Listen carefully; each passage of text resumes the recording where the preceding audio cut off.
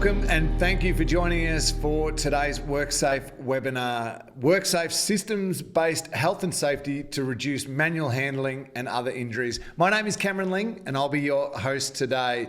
I'm joined today by three experts in systems thinking and how it can be used to develop tools that help employers to identify physical and psychosocial factors that contribute to workplace injuries, particularly musculoskeletal disorders or MSDs. Dr. Natasha Good is WorkSafe's Manager, Manual Handling and Social Assistance Portfolios. Welcome, Taz. Hi Cameron. Great to have you with us. Also joining us today is Associate Professor Jody Oakman, who leads the Centre for Ergonomics and Human Factors at Trobe University. Welcome, Jody. Hi, Cameron.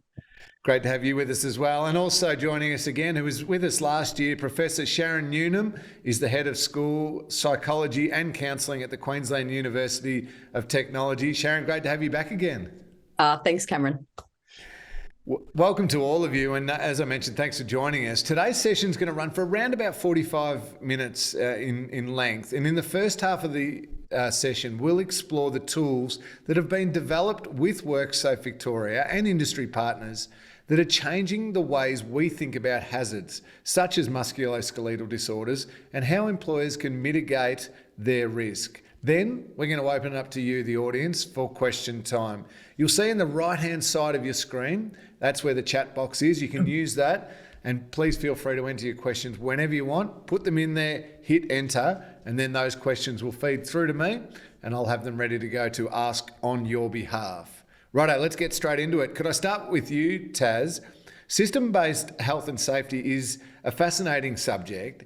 How would you broadly define it as a construct and explain how it can be used practically to mitigate health and safety risks in workplaces? Thanks, Cameron. A systems-based approach to health and safety means thinking about the big picture when you're trying to prevent injuries, not just focusing on the behaviour of workers. Workplace injuries never have a single cause. Many factors within the workplace and outside it contribute to them. This means that you can't prevent injuries by relying on a single control measure, like training workers. You need a range of controls and strategies to keep workers safe. The tools that Jody and Sharon have developed will help you implement a systems-based approach to health and safety in your workplace. Thanks for that, Taz. Jody, can I turn to you for a second then? As Taz just mentioned, one of the major workplace risks that requires a systems-based approach is musculoskeletal disorders, or MSDs as it's referred to. What are they and how do they develop? Well, there are a range of injuries or pain that occurs in the musculoskeletal system, people's joints, ligaments, muscles, nerves, or structures, and things like back pain and neck pain. And the important thing is that there's many clinical diagnoses, but in workplaces, we don't care about the clinical diagnoses. We care about what causes those, because we know that the reliability of those diagnoses is poor. And mostly they arise to exposure over time. And that's the really important thing, because workplaces need to be able to identify what are those hazards that result in those cumulative disorders. So there's often too much focus on the diagnoses and not on the preventable upstream factors that we should be focusing on, and these are relevant for workers or groups of workers. At La Trobe, you've done some great work developing a participative hazard identification and risk management toolkit known as Affirm, APHIRM, but pronounced Affirm. Could you explain to our audience just what Affirm is and how it improves the risk management of musculoskeletal disorders? Yeah, happy to. Affirm, or a participative hazard identification and risk management toolkit, is a toolkit that we've developed here, and we've got a short video that I'd like to show to introduce the toolkit.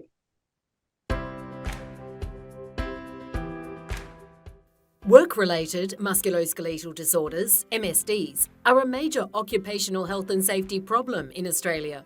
To reduce the incidence and the significant impact of MSDs, workplaces need to adopt a more comprehensive approach to MSD risk management.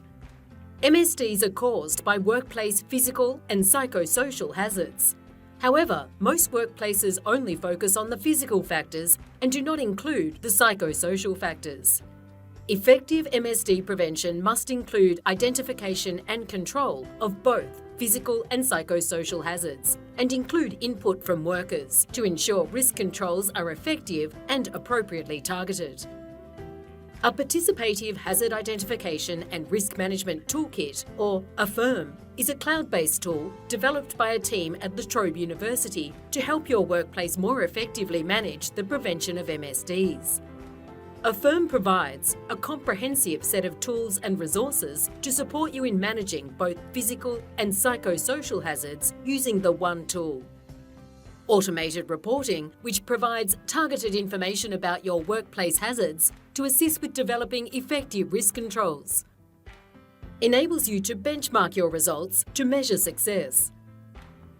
To see how Affirm Toolkit can be used to reduce your risk of MSDs, visit www.affirm.org.au. So the important thing is that Affirm's an evidence-based set of tools and resources, and it's really designed to help workplaces address their hazards from both physical and psychosocial hazards, really engages with the workers and other key stakeholders in the organisation, so those supervisors and managers. It's based on a risk management cycle, so the resources really support workplaces to manage all stages of the risk management cycle, and designed to provide benchmark data, which is important for workplaces to measure ongoing improvements.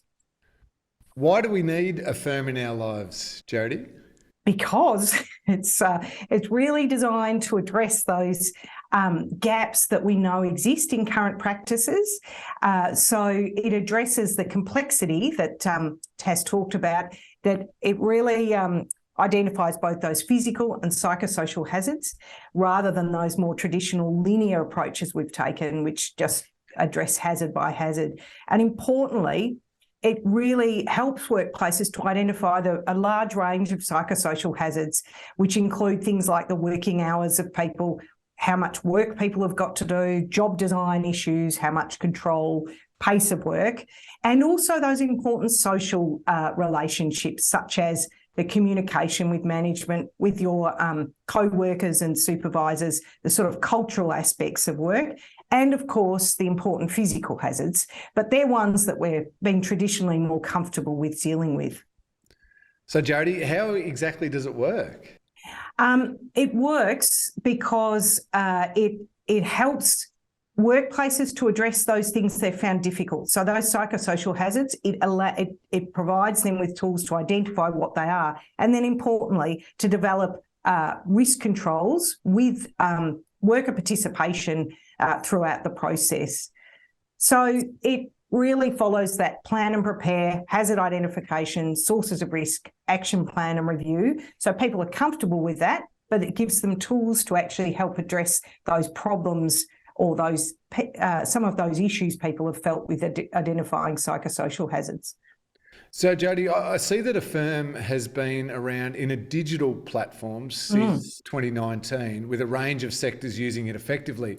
Who is using it, and what's been the feedback since then? We've got over 550 registered organisations from a range of sectors: public administration and safety, manufacturing, healthcare and social assistance. And we've got about nearly 3,000 people have completed baseline surveys, which is really an important part of for workplaces to identify what those hazards are. And workplaces have been very positive about the platform and how easy it is to use, and the automatically generated reports that they get instantly as soon as they've completed the different stages. So they've really enjoyed using that. And one of the really nice bits of feedback is about the discussion that it generates between the workers and managers and supervisors that might have been difficult without having something to actually talk about. So that's been a really positive outcome. Jody, I wonder if you could, do you have a brief case study of an employer who has engaged with it and what improvements or impacts they are seeing? Well, we've got a large manufacturing company here in Melbourne that had a significant problem, and they'd done other strategies to try and address those, but they decided to implement Affirm after they'd done a bit of pilot testing. They really wanted to use a participative approach, and that's how they came to Affirm and address those psychosocial hazards. And what they found was that engagement with the workers, the employees and management was a really key outcome. So it enabled them to have some of those challenging discussions that they needed to have. And importantly, they identified hazards that they wouldn't have identified without consultation. So beyond the things that were observable, because the psychosocial hazards are not, they were able to really drill down and identify those because the workers felt comfortable to actually speak up. And they also were able to prioritise those hazards because that's embedded within the toolkit process. So that allowed them to make some choices about what they could do now and then what they could do later on. So they had reported a really good experience. Well, I can see across the projects that the focus of MSD prevention should be on reducing the hazards workers are exposed to right now. Taz, could I bring you in here? What are the longer term benefits? So the longer term benefits of using a toolkit like Affirm are workers who are more engaged in health and safety matters and reduce pain and discomfort at work, reduced absenteeism due to body pain, and ultimately reduce long-term injuries that require a workers' compensation claim, because it allows you to take that systems view to risk management and really identify and address those multiple contributing factors to manual handling injuries and MSDs. So Jodie's Affirm Toolkit is that perfect example of taking a long-term view, and it helps organisations systematically embed a process that delivers immediate and long-term benefits. Sharon's project, STIR, that we'll soon hear about, also has a real focus across multiple sectors and making its learnings and results sustainable over the long term as well. And it focuses more on that reaction to the incidents that have occurred. Well, if I could move to you now, please, Sharon, as Taz just said, your program is called STIR, or Systems Thinking Incident Review. It's the next iteration of your successful FIRES program, but now as a convenient digital app. How did FIRES lead to STIR? Yeah, thanks, Cameron. Really exciting to talk about STIR. It is based on the successful implementation and evaluation of the FIRES project. And many of you would have heard me talk about FIRES, that's Patient Handling Injury Incident Review of Systems project. So the evaluation data from the FIRES project told us that from the participants, that it encouraged a more comprehensive and considered approach to investigation and the development of controls. It also helped the occupational health and safety managers identify trends that influence incidents, particularly at those higher levels of the system, which are not commonly identified within traditional toolkits. It also facilitated collaboration around investigation and development of controls, which is consistent with what Jodie was saying in terms of one of the key principles underlying Affirm. And it provided that justification for senior management in the implementation of controls. And that's really that justification through the development of the AXI map, which is short for accident map, that clearly illustrates the system of factors and the complexity between the risk factors across levels of the system. The evaluation also told us that the paper-based version of the FIRES was very time intensive. So essentially we took this feedback on and WorkSafe Victoria funded the development of the digital application, which brings us to the Systems Thinking Incident Review tool, STIR. So this app will be released soon, and it is designed to provide a sustainable implementation of the STIR tool across healthcare and social assistance. And we're also looking to expand it to other sectors such as transportation, mining, construction. So STIR is a toolkit for investigating all injuries too. So we're going beyond patient handling and looking at all types of workplace types of injuries, including workplace violence, work-related driving. And we're also developed to essentially has been developed to support that sustainable implementation more broadly. So what is the history behind its development? What underpins STIR, please, Sharon? Yeah, so essentially what underpins STIR is systems thinking principles, and in particular, Rasmussen's risk management framework and the associated AXIOMAP technique, which I mentioned previously. So the risk management framework essentially describes the healthcare system at 5 different levels, including equipment and surrounding environment, frontline staff, operations management, governance and administration, and government and external and regulators and external influences. So how that's underpinning the STIR is that we have a classification scheme that includes risk factors, which we refer to as prompts, that are used at each level to help guide practitioners to identify the risk factors relevant to the incident under investigation. So that classification scheme has been developed through quite a comprehensive method, such as the systematic review, and in close consultation with Victorian and New South Wales healthcare systems and beyond too. So it guides practitioners to generate actions essentially that are capable of creating systemic change. So STIR is underpinned by an evidence-based framework, and so it can be used in other sectors and industries, as I mentioned previously. And that's what the aim of it is to do. We launch the app, and then we'll look at how do we expand the app so to make it accessible to other sectors. So the system thinking principles that underpin STIR have been used to develop tools for the review of workplace violence and aggression in City Council. Then, as I mentioned, work-related driving crashes, including light and heavy vehicle fleets. So we're looking to expand the framework of risk factors in the STIR app and profiles so that the app can be used across these sectors and industries. So, Sharon, how does STIR incorporate all the factors, physical and psychosocial, that might lead to an MSD injury? As I mentioned previously, the STIR integrates a classification scheme that describes all types of risk factors at the 5 levels of the healthcare system. So as I mentioned, this classification scheme has been created through a systematic review of the literature. We've also used guidance material from WorkSafe Victoria, and as I mentioned, extensive consultation with key stakeholders in the healthcare system, including regulators and union representatives. And that's where we've got the most rich data in terms of those risk factors associated with incidents within workplace. If you could, would you be able to give us a quick case study of how it's being used and the impact it's having? Yes, certainly. So, for example, an isolated incident where an injury was sustained by a staff member, it can be used also to review clusters of incidents where multiple incidents have been reported, which result in similar work processes. The risk factors identified in both the individual and cluster reviews are used to identify actions that are capable of creating that systemic change in the system.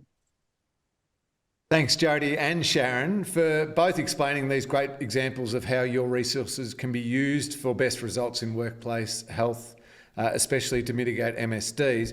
Back to you, Taz, just for a sec. Do you have something to include from a WorkSafe perspective here? Yeah, I guess there's 2 things. So first of all, what I love about STIR and Affirm is that they help employers meet their health and safety obligations while bringing in the latest evidence around systems thinking and injury prevention.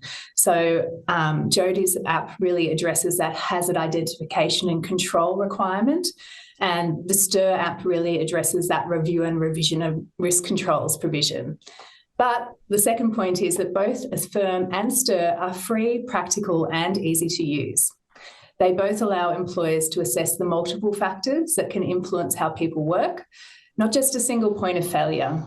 And employers really need to take action to address the myriad of physical and psychosocial factors that cause MSDs, because otherwise their prevention efforts will just stall. And if employers remember that musculoskeletal disorders are rarely just the result of a single incident, they're more likely to be caused by a range of factors that occur over time, they'll really start to understand why you need to take approaches like Affirm and STIR. Employers and employees need to know that risk management has to be holistic and proactive, as well as responsive to these individual instances. Thanks for that, Taz, and also to you, Jody and Sharon, for your insights here. I'm hearing across this conversation we're having here today some pretty common themes of MSDs are caused by a range of physical and psychosocial hazards, A systems thinking approach to MSD risk management must have senior leadership support. To be effective, it needs workers' input, which means they need time to complete survey and provide feedback. And while it needs someone to lead the process with OHS knowledge, effective risk mitigation based on systems thinking comes down to transparency and collaboration. We're getting a lot of questions coming through along those similar themes. So I might jump straight into the questions. I will try and direct them as best I can, but please feel free to jump in, or if you've got something else you'd like to add, please go ahead. A lot of people asking these top couple of questions, so I'll get straight to those. Can you elaborate on the common types of psychosocial hazards that may contribute to hazardous manual handling injuries? Who'd like to take that one? Jody? I take that. Yeah. There is a long list of potential psychosocial hazards that can relate to hazardous manual handling, so or MSDs. So things like job control, the employer and co-worker support, the amount of training people get, the culture of the workplace. So that list I went through, and I can direct people to our website where there is a list of those psychosocial hazards which are covered in the Affirm Toolkit, which would probably be useful for those people asking that question. And I think the website is in the presentation. Great, thank you for that, Jody. And just quickly on Affirm, there's a few people asking, is Affirm readily available for download and implementation now? Affirm is available to people can register to use Affirm. It's on the website now. We do encourage people, and there's a range of resources that they can then go and implement. We do encourage people to attend training because we find that helps them with the implementation of that. And we do have a training course in Melbourne in November. The date is actually on the website. So we encourage people to attend that. If people have got a lot of experience, they may feel comfortable implementing without that, but we generally find that it's helpful. Taz, I don't know if this one's directed to you or not, but please anyone jump in. Richard asks, what is the average fully developed cost of a hazardous manual handling claim in Victoria? Oh, I don't have that right in front of me now, but I was actually just looking at that yesterday. I think it's about $120,000. Per claim on average. Certainly is a lot. Hopefully that answers that one for you, Richard. Kamal asks, what are the best tools to communicate manual handling procedures with non-English speaking workers? Can anyone guide Kamal on that one? Wow, none of us, no. I think that is something that has come up quite frequently in conversations in terms of how we actually do develop targeted tools to be able to do exactly that.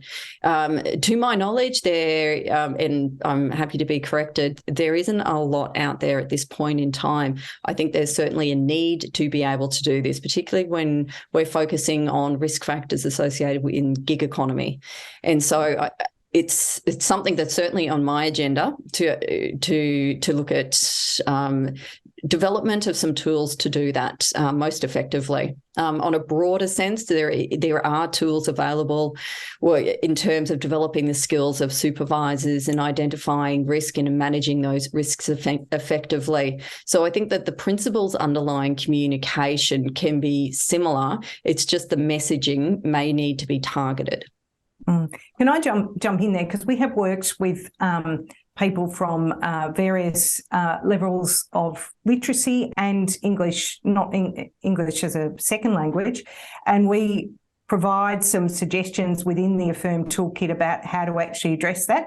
It doesn't mean they're in another language, but about how to overcome that within the toolkit. And so we've got some suggestions factored in there. And I would say that the processes that are in STIR as well, the prompt tool, so in a workplace where they've got workers with low literacy, STIR doesn't actually require you to get those workers to read anything. So the normal processes that a supervisor would use to run a toolbox meeting would be how they would engage those workers in an investigation process. I also just wanted to go back to that previous question about claims costs, because I brought up the actual data now.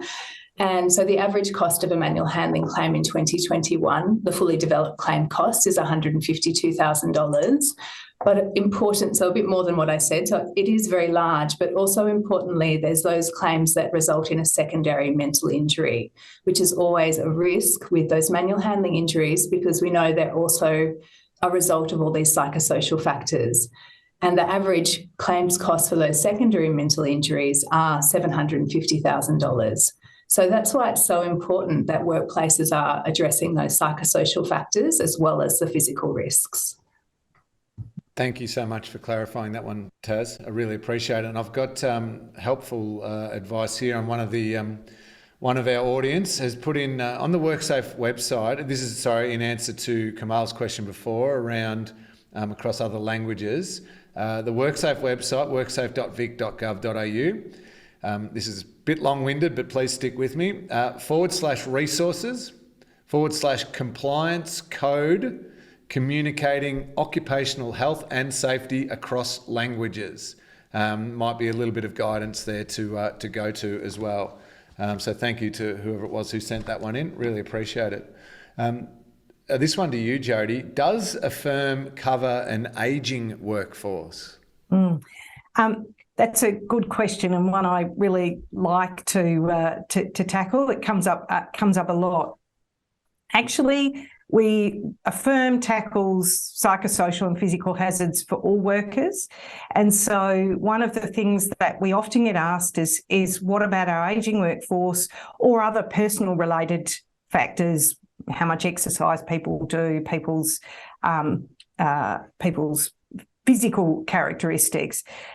Workplaces need to focus on the things that they can. So they are the psychosocial and physical hazards at work, regardless of whether or not the person's young, old, or in between.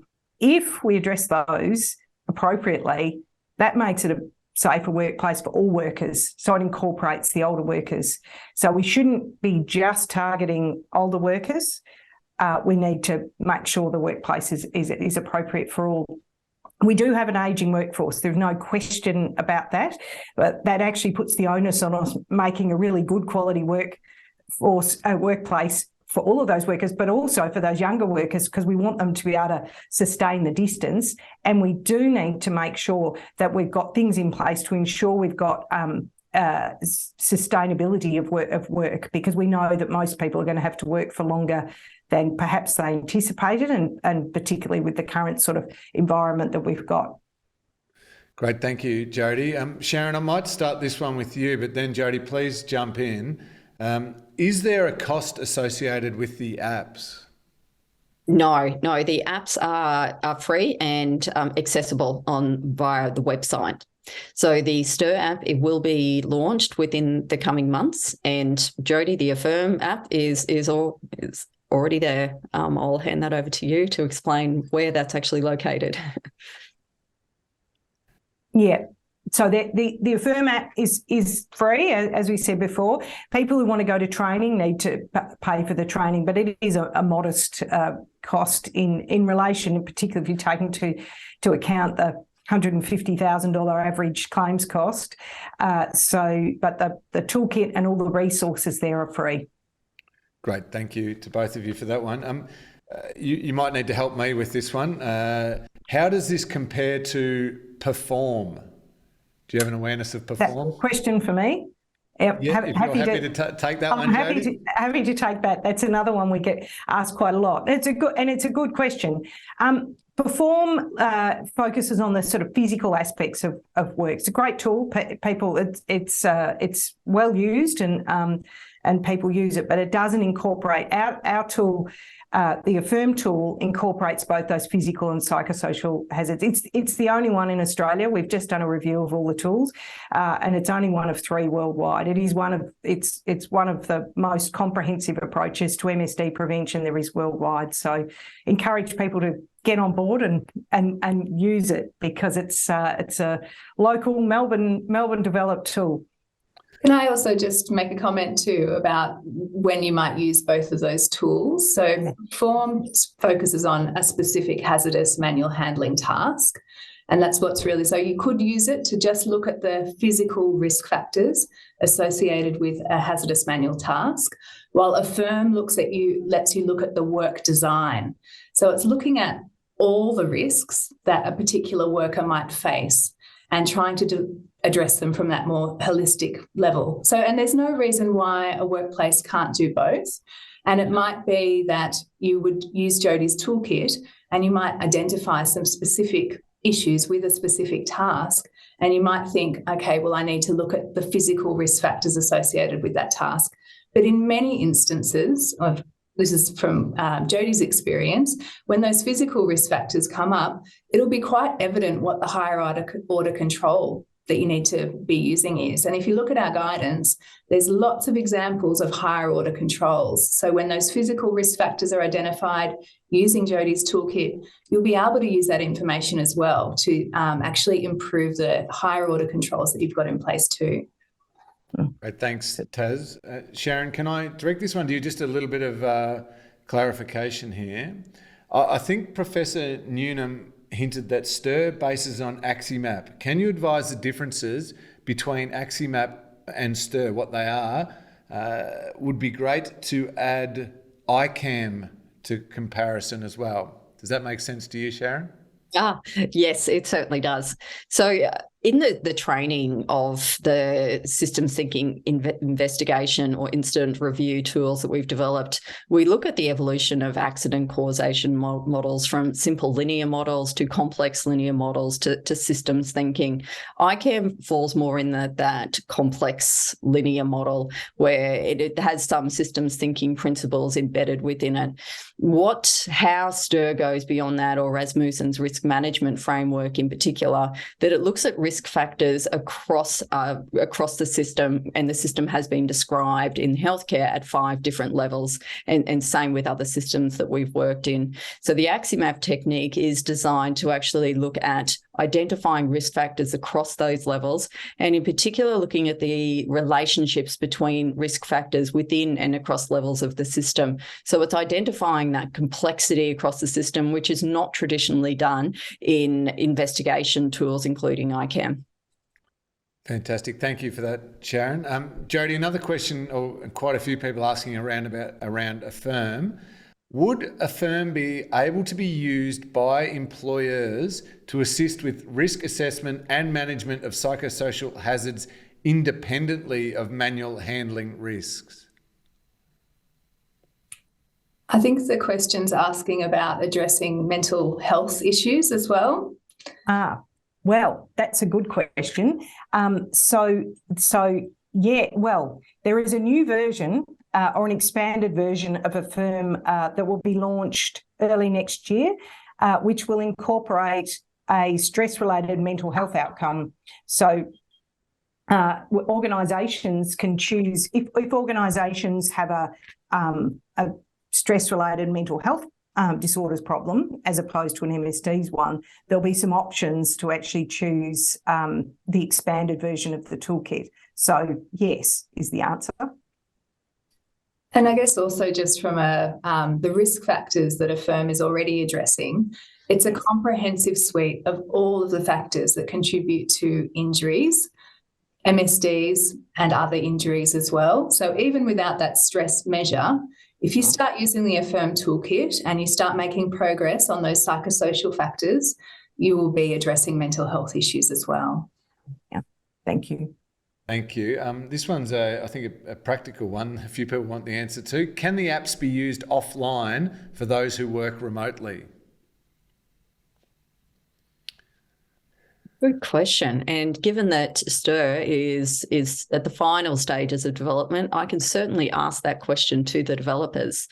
I think that's a really good question because remote work is becoming very prevalent.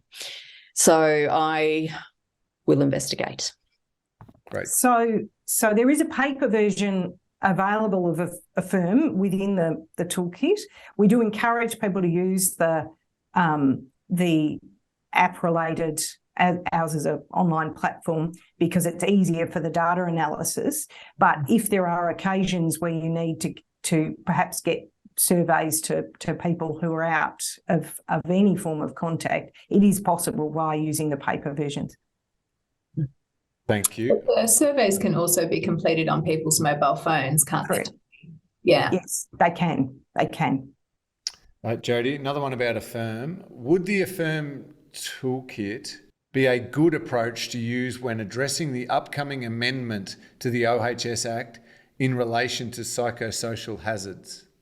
That's a great question. And yes, it would be, because as Taz said before, it addresses the psychosocial hazards regardless of whether the problem is mental health disorders or MSDs. The psychosocial hazards are the same.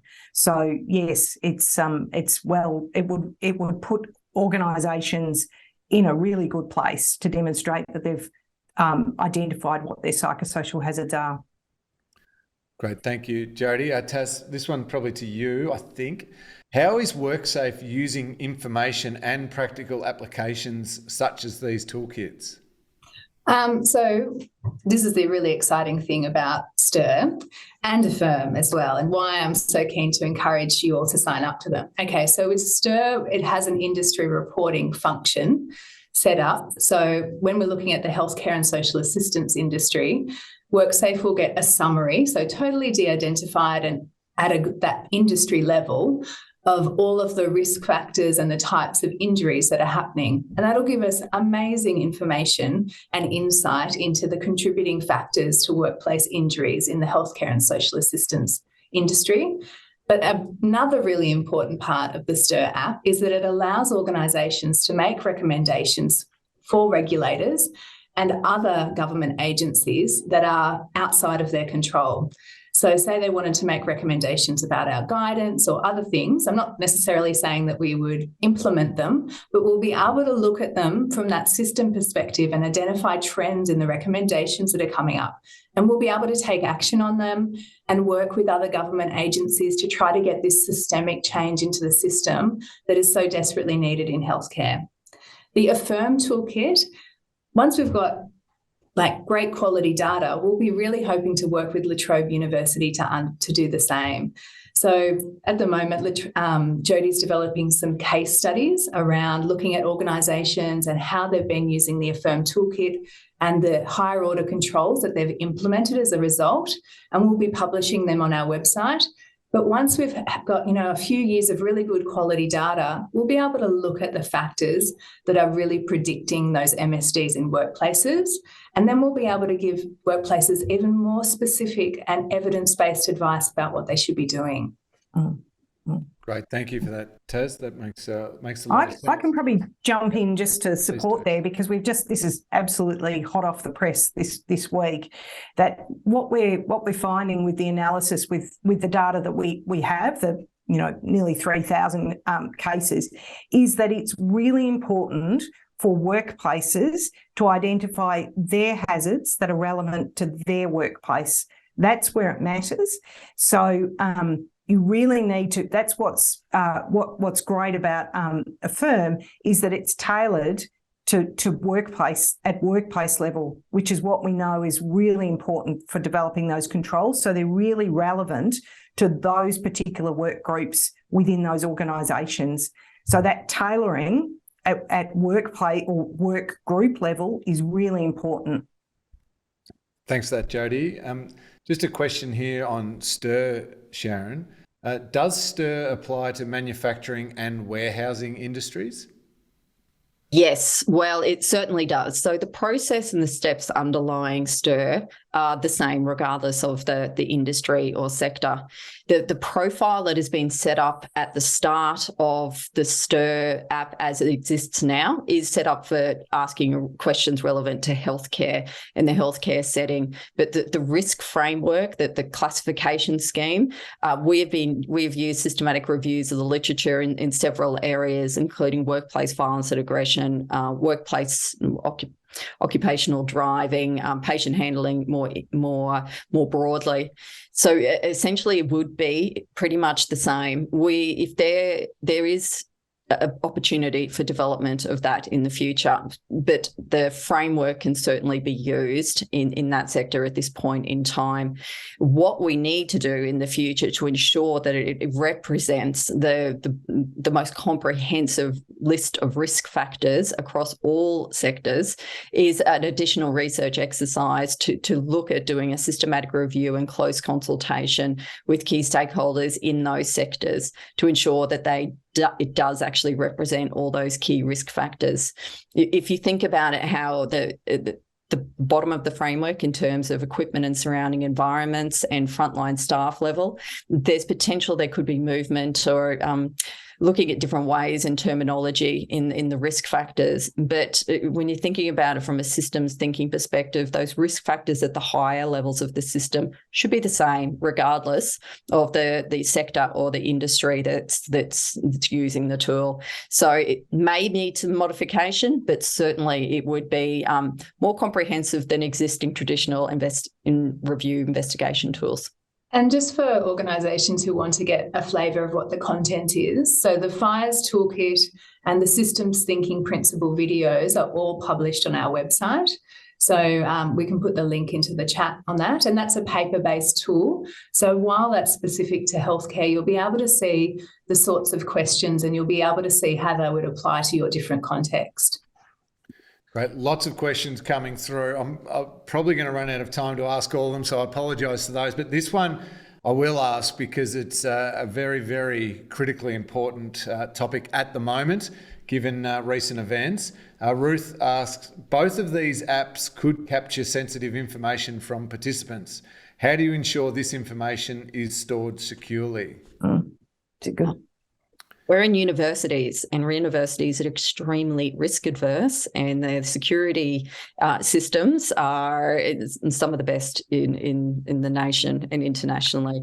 I've been going through this process at the moment, extremely stringent in terms of the testing that goes into the development of these apps. So essentially the apps aren't released until what we've just done is called a pen testing, which essentially identifies any weaknesses in the system where there could be that potential for hackers, essentially.